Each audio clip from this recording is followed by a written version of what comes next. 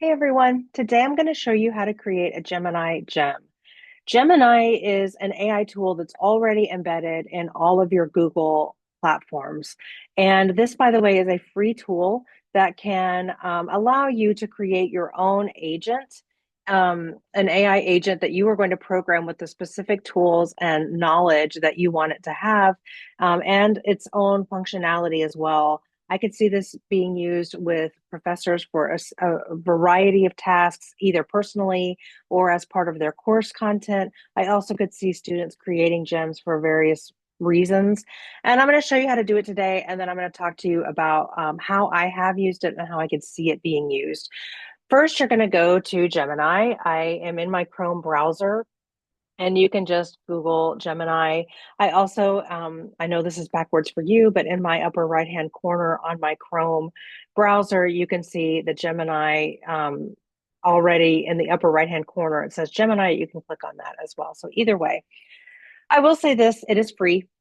Anyone can access this, but you do need a Gmail account. So you will need to set up a Gmail email account. And if your students were to use this for your course, they also would need a Gmail account. So there's that one little caveat.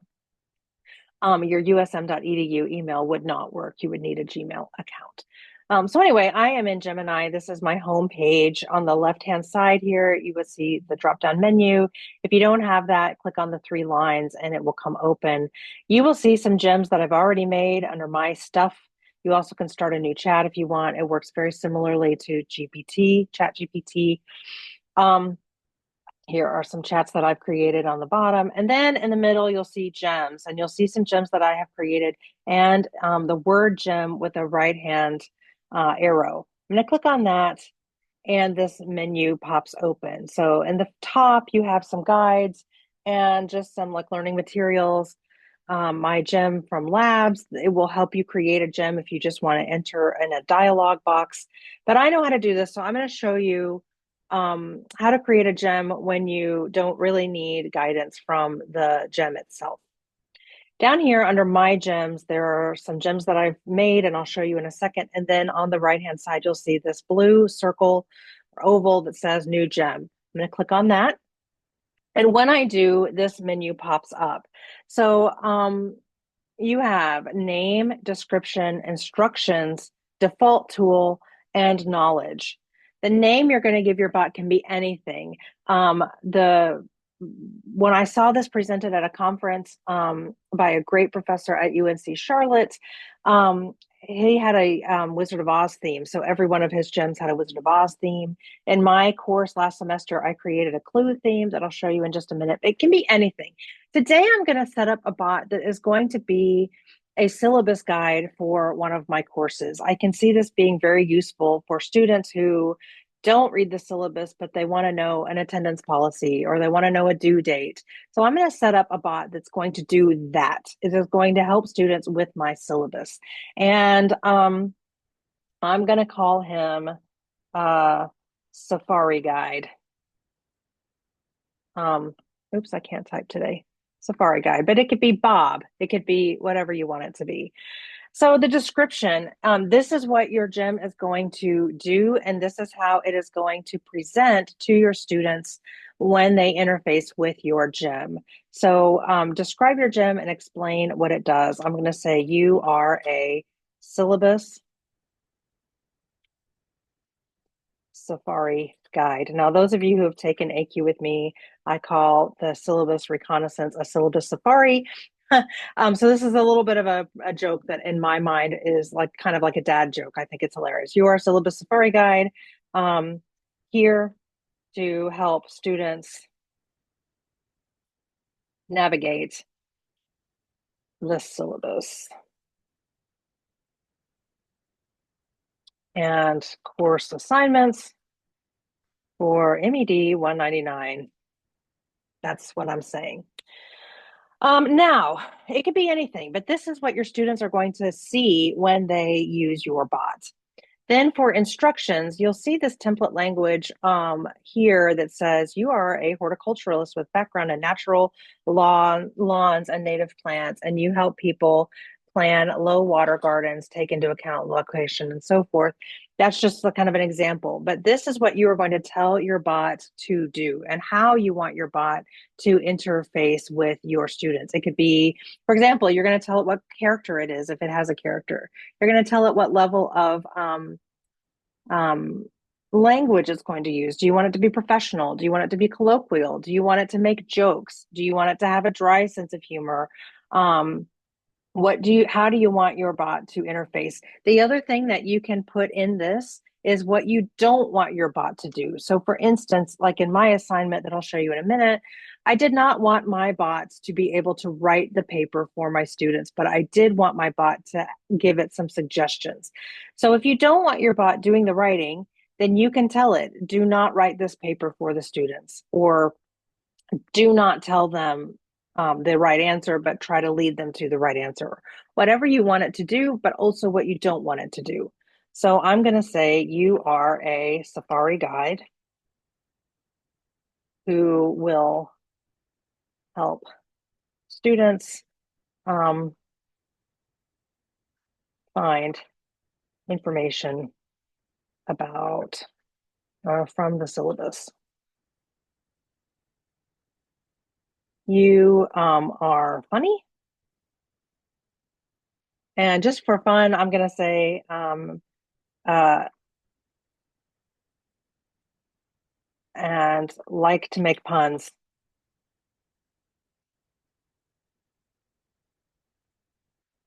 Please use the syllabus and calendar only, uh, meaning don't use the interwebs. Um,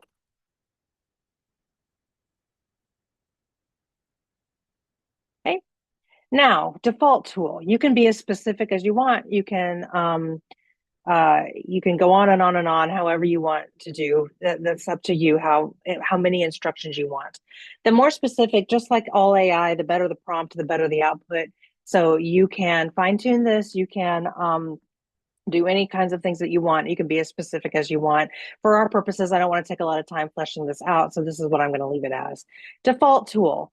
So no default tool, deep research, create an image if you want it to communicate with you through images, guided learning, and Canvas. I just a word of thought here. Canvas is sort of like a partnership type mode where you and the bot are working together on this screen.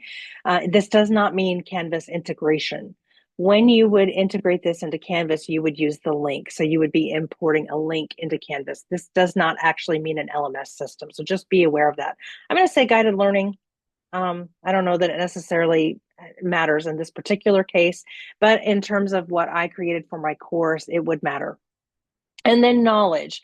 The knowledge is any files or content that you want to train this bot on. So you can upload files, you can add files from a drive like Google Drive. Be advised that whatever security settings you have on your Google Drive would apply here. So you would need to make that file open for your students to find it and use it, or else you'll get a stopgap here. Photos or Notebook LM, which is another AI product that we will do training on at another time. In this case, I'm going to upload files because I have my syllabus and I only want my bot to use that syllabus. So I have my MED 199 syllabus and my MED 199 calendar. I'm going to open those, attach them here. And that is what this Safari guide is going to use. Okay, so you might want to give it a quick one over and then save it. And so now it has everything it needs to do. It has been created. I'm going to start the chat. I want to know, what is the attendance policy? Oops, I spelled it wrong. And here we go. Jumbo Traveler, it looks like you're trying to navigate the thick brush of course requirements because I told it was a Safari guide. Here's a trail map for NED 199 attendance policy, and now I have my output and what my attendance policy is and all that kind of stuff. Now I can also say, what is the philosophy paper? can't spell today. And it will tell me what is the philosophy paper. And there we go. 2 drafts, AI policy, draft submissions, and so forth. You also can tell it down here on the right if you what speed you want this to process at. So fast, thinking, which is going to be more updated, not updated, but it's going to be more complex and more thorough. Pro, thinking longer for advanced math and coding. And then there's more options if you upgrade. Again, this is free. So anyway, that is something that I could create and put into Canvas as a link for my students to navigate my syllabus. I could see this as a syllabus guide. I could see it as a unit, like if you test by units. I could see it for particular assignments. Um, uh, all of those kinds of things. Now, I want to show you what I did do for my course last semester. This is in Padlet. Padlet's just the where I put these things. But basically, I created a series of Gemini Gems to help my students write their philosophy paper in my class. So you'll see these top three. It's Clue's theme, because I love Clue. The top three are particular philosophical approaches that we use in music education. I programmed these bots to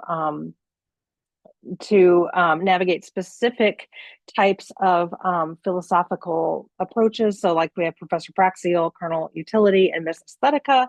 And I programmed these with the knowledge from my syllabus, the criteria for the paper, and any course readings that I had related to the philosophy. I also told all of these bots that they could offer suggestions. They could offer they could debate with students about one approach versus the other, but they could not write the paper. So if I go into one of these gems and say, write me a five-page paper about the aesthetic approach to music education, it will give me suggestions and some ideas to develop, but it will not write the paper for me. And then I have Mrs. Wright, who has been programmed with the syllabus and the paper criteria, and the student can upload their paper into Mrs. Wright gem, and that will check to see whether or not the students met the criteria for the paper, and it will give advice to the student on how to better make meet the criteria for the paper. I have Mr. APA and Mr. Grammar, who checks for grammar and syntax. And again, none of these will write the paper for the students, but they've all been programmed with knowledge from the course, the syllabus, and the syllabus criteria. So what I did was I gave this to my students and told them, this is how you can interact with AI. And this is the only way that you can interact with AI for this paper. Some pieces of advice in terms of you're thinking like, oh, this sounds great, but what about the data security and all that kind of stuff? It's a valid point with Gemini Gem, and it's worth mentioning that because it's a Google product, you would have to check your data usage and data sharing across all of your platforms. So for instance, if you made a Gemini Gem to help you with your email, the data sharing is in email. If you have a Gemini Gem that helps you with your Google Drive, then the data sharing is in Google Drive. So there is some amount of, I don't know how this would work in terms of your intellectual property and all of that kind of stuff.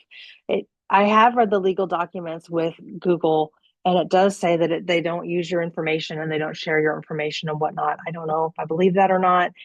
But it is something to be aware of. I would not load a textbook, for instance, because it is not located just in the parameters of this gem. I'm not sure that I could promise that. So just know that in advance that this is not like ChatGPT where you can go down to your menu and turn off data sharing. It's a little more complicated than that because Gemini is across all Google platforms.